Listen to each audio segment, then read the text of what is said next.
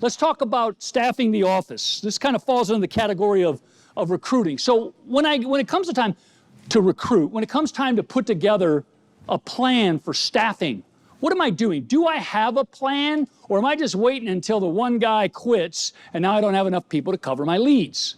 That's what we see most often, is we see sales managers who just wait until they're desperate and then they start hiring anybody and everybody.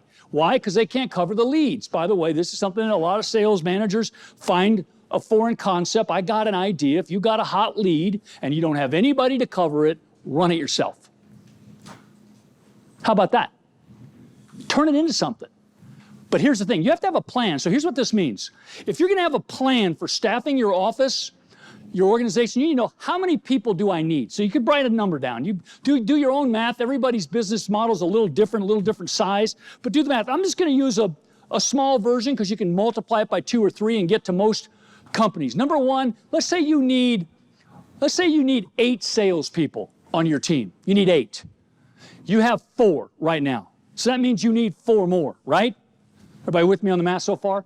So if you want to get 4 salespeople out in the field productive, more than likely, even though we're going to believe that everybody we hire is going to make it, right?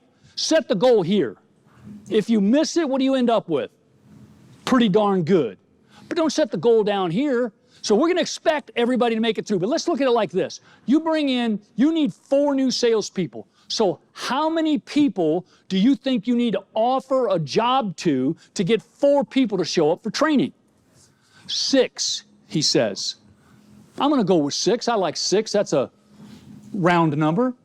And here's why. Because I know one thing. One of them's probably not going to show up. True or false? He's going to say, yeah, I'll take the job. He's going to give me the 90-day commitment. We'll talk about that in a minute. And he's just not going to show up. So now I'm down to 5.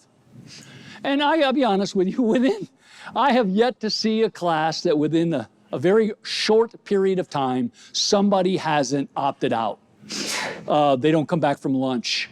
Or within the first 3 days, they just decide they don't want to do this and they no-show you. So now you're down to 4, right? So you're going to get those 4 people through training, but one of them's probably going to self-select very early. The sooner for you, the better, right? When do you want to lose a candidate? When do you want to lose a trainee? Early, man. Get it over with. So now you're down to 3, right? Oh, by the way, now one of the 4 that you had, he either needed to be cut loose or self-selected or something happened and now you lost one of your regulars, now you're down to 6. Are you guys, I'm seeing people laughing and smiling. Sound familiar? That's how it works. But here's the thing. Yet knowing these things, we know these things to be true, and yet we don't have a plan to do anything about it except for, well, we got to get some people. Hurry up, let's do a recruiting campaign. That'll fix everything. No, recruiting's got to become a culture, and you got to have a plan. I need to hire 6 people if I want to get 4 in training, if I want to net 2 people. Because I'm going to lose one of my regulars, and I'm going to send 3 back out, and I'm going to be down if I want to net 2. So for every 2 I want to net into the production, I probably need to have 6 people recruited and ready to go. Make sense? So now I have a recruiting goal, don't I? I know how many people I need to recruit. I'm setting on my calendar at the beginning of every year, I'm setting the dates that I'm going to run my training classes. Why? Because when's the best time to find a new salesman? Right? 20 years ago, second best time is today. So let's plan it. I'm going to every 3rd week or every 2nd week or once a month or however your formula needs to work, it's your business. I'm going to set a class. Now I have a target, don't I? I'm going to run a training class on this week. So now I got to get 6 people ready to go by this week. Does that create a schedule? See where I'm going? So sales managers, you need to have this laid out. It's October. Pretty soon we're going to be thinking about, you're going to be presenting your annual plans to your owners. Have a plan for how you're going to staff.